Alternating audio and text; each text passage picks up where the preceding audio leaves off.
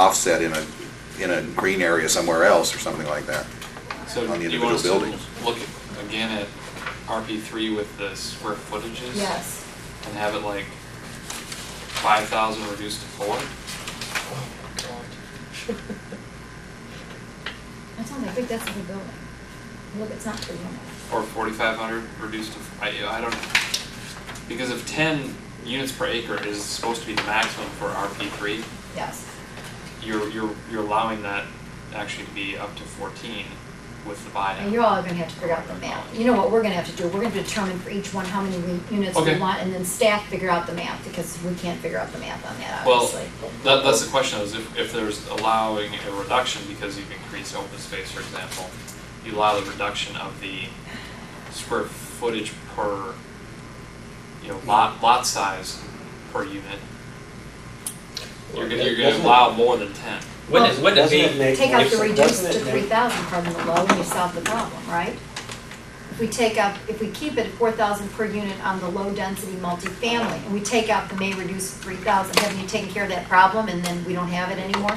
I mean, I agree.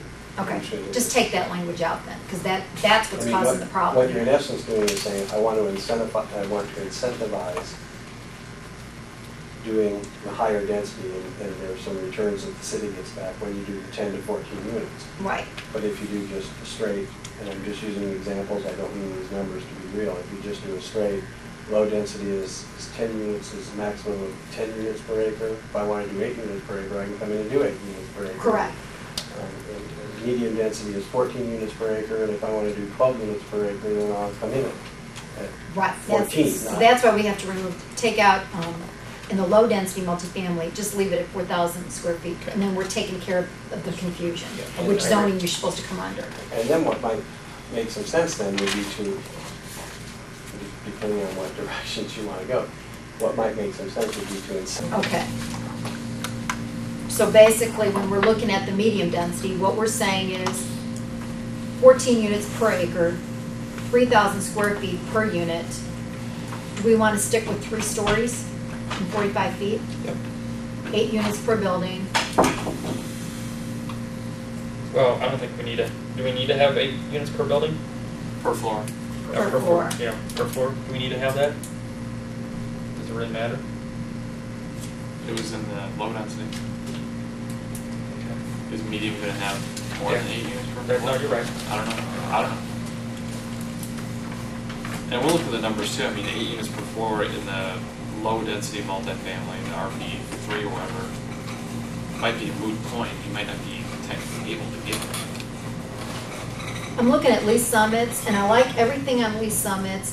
We're not going to need the 0 lot line so much for when you're talking about apartment units. You're not going to be worried so much about them being sold, I don't believe. So really, the only part of Olathe we want to incorporate is the open space requirements, again, for the flexibility on the active versus passive open space, correct? And everything else, do we like lease summit? And that'd be 24 feet again. Take in that the out. streets. Right? That's Or the no. units. We would not have adopted it. She just copied. Yeah. The Cut parking. and paste. Foot Well, and actually, Scooters only. I just did shoot my. I like the less restrictive parking too.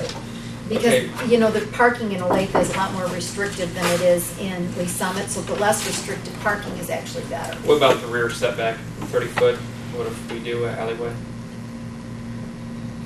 What do you have an alley with? Oh, maybe you would. Well, I guess, yeah, if you use the start. What are we doing at the low density? Yeah. What are we saying? I thought you were against alleyways, Michael. I am, but I want to give the option to people. Can we say you want to just add 4 feet for alleyway? I would Reduce think down to 4 foot if. For alleyway. we can keep carrying over. Are you saying if you want to do an alleyway and you want to have an attached rear entry garage? Rear entry garage. I mean, you signify that. If you have a rear entry garage, you can have a setback of 4 foot. Alright. That would be the covered parking for the complex or something. Yeah, because that way you're again encouraging the T&D. Okay, so we do lease summit plus 4.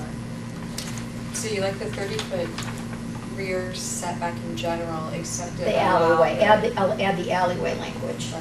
Should We that like- also be on the low density? The alley? Yes. 30 foot sounds awful lot to me on the, just on regular. It is kind of big Uh, with respect to the other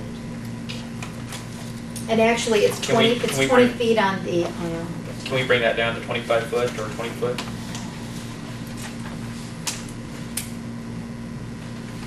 for the two-family, we've got 20 feet with 4 feet for an alley way. Keep that all the same? I think so. Is that sufficient for, does it really matter if it's apartments or if it's row houses, whether you have, how much room you got back there? You're gonna have green space, so you want, with that 20 foot characterized as green space too? Setback? For the setback? No, I mean, in other words, am I gonna be Maybe calculated you're passive. Yeah, it could be. the passive, Yeah. but not my active? Well, it could be active too, couldn't it? I mean, you could Well, I have mean, your that's what I'm saying, I don't think I can have a bike trail there. No, but do you have grills or Grill or patios? gazebo or, Yeah, yeah. gazebo or. That's why I'm saying I definitely want that reduced from 30 foot to at least 20 foot. That way I can have that green space back there to have a bike trail or gazebo back there or something. But you'll incorporate that in your open space. I will, but that is part of my open space that's probably gonna be behind the buildings. Yeah, because open space is on the gross of the whole lot, so Right. it's still kind of, right. And that's standard. So Okay. we're changing it to 20 for the rear Okay. setback? I haven't decided that yet. Okay. I wrote it down in pen though, so. Because right now, we have 25 feet when adjacent to SF12, so you're actually making it less than our current ordinances with that. Rear setback exception, 25 foot when adjacent to single family. No, we're still more, we're at 15 foot. That's Alright, so if we do 20.